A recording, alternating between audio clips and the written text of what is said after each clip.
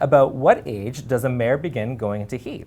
So actually, we answered a question last month from Equestrian Grace about the work to rest ratio.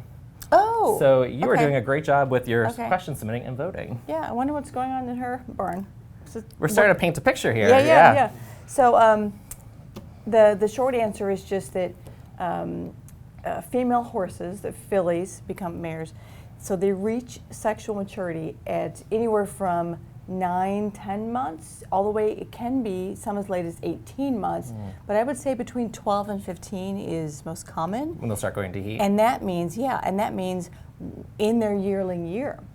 Now it has to do with, which seems early, right? A little bit. Yeah, but it has to do with what month they were born, because the when they come in heat and when they're in heat during the year, it's all related to the amount of light.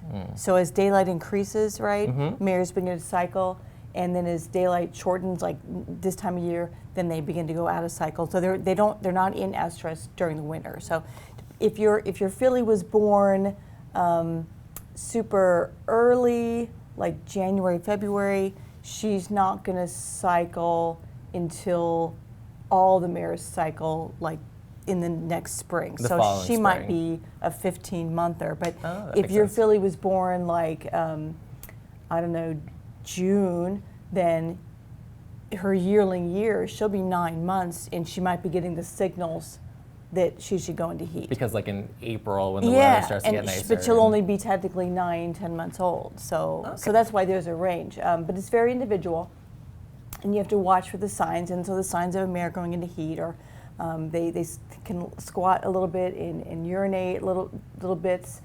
They wink their vulvar lips. They will stand to be mounted. They're anxious. They can scream and carry on. So when she begins to notice those things, I think the important thing is, because in the same age about happens with colts.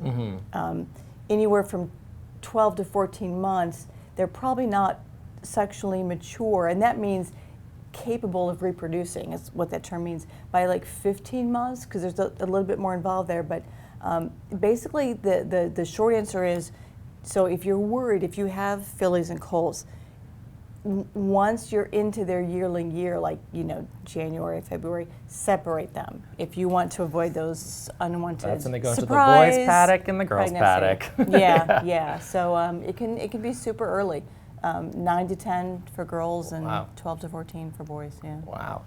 Well, hopefully that helps you. And I can't wait to hear what your question is for next month.